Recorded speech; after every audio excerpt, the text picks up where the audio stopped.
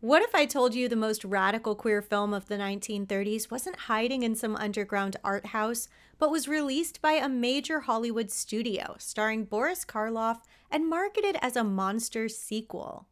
Bride of Frankenstein wasn't just queer coded, it was queer authored, queer performed, queer designed, and queer structured, and emotionally about the horror of being forced into an identity that isn't yours and rejecting expectations. This isn't modern projection, this is the text of the film. And I think after watching this video, you'll never see The Bride of Frankenstein the same again. I'm Antonia Carlotta, and this is Universally Me, the channel for all things Universal and classic horror. My family started Universal Studios, and they made the Universal monster movies, including The Bride of Frankenstein. Let's start with something historically undeniable. James Whale, the director of both Frankenstein and Bride of Frankenstein, was openly gay in Hollywood at a time when that was professionally dangerous. And it wasn't just rumor. He was out to friends and collaborators. He lived with his partner, David Lewis, for decades. And he absolutely imbued his humor and sensibilities into his films. I mean, just look at The Old Dark House. So then we have The Bride of Frankenstein. He co-authored its tone. James Whale was hesitant to make Bride of Frankenstein to begin with, believing he'd already done everything there was to do with the Frankenstein story. And when he finally agreed to direct, he rejected tons of scripts.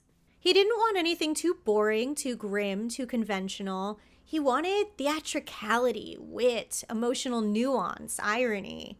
He leaned into camp and discomfort. And this is why Bride of Frankenstein is nothing like your standard horror sequel.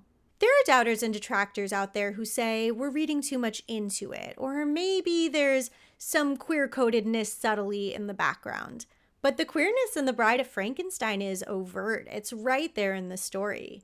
The monster's core conflict is loneliness and rejection.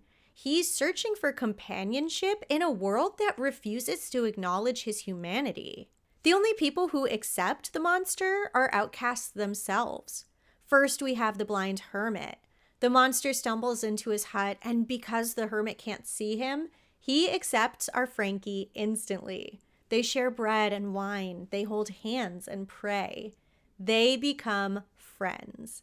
And then the monster sheds the most beautiful single tear I've ever seen. In some ways, the monster and the hermit enjoy domestic bliss together, isolated from society and sharing in this emotional intimacy. The monster learns language and gentleness, and he experiences connection and belonging. But when the outsiders come in and name the monster for what they see him as, violence erupts. The hermit's home is destroyed, and the monster is driven back into trauma. And if that's not a metaphor for queerness, safety versus a hostile society, it's hard to imagine what is. And then there's Dr. Pretorius, played by Ernest Thesiger, who the monster once again shares bread and wine with. Ernest Thesiger himself was queer, and at James Whale's direction, he played Pretorius as sassy and flamboyant.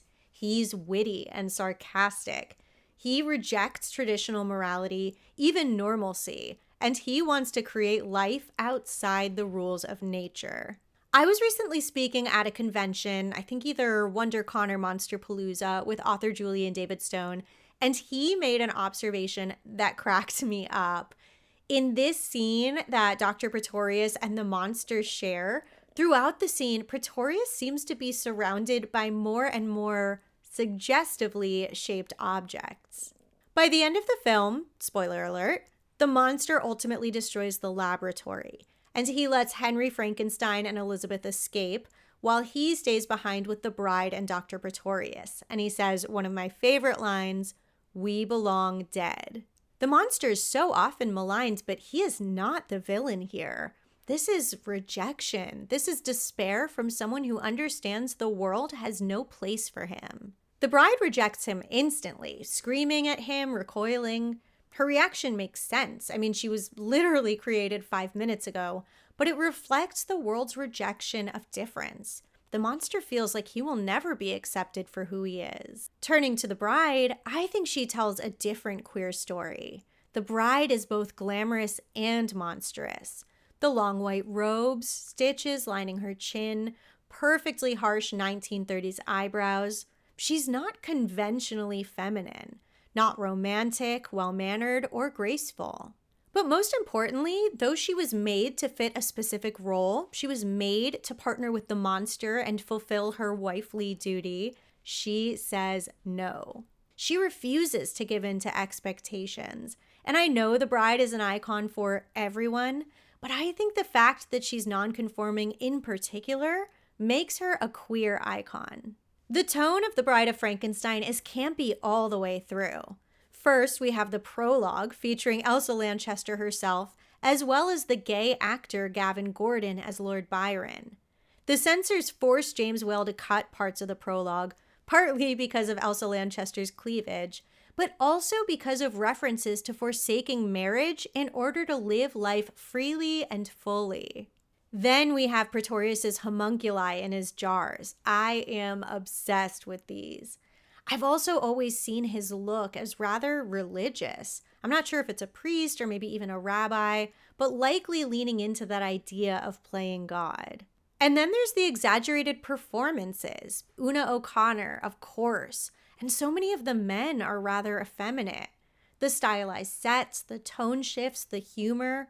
While the tragedy is so real, James Whale was by no means trying to make realism. Like I said, some people push back on readings like this. I know even James Whale's own partner, David Lewis, insisted that James Whale was just an artist and in no way trying to put his own worldviews into his work. And other people just think it's a very modern interpretation to find queer readings in The Bride of Frankenstein. But I think it's impossible for any artist, certainly any artist committed to their work, to completely remove their identity from what they do. It's what shapes our worldview.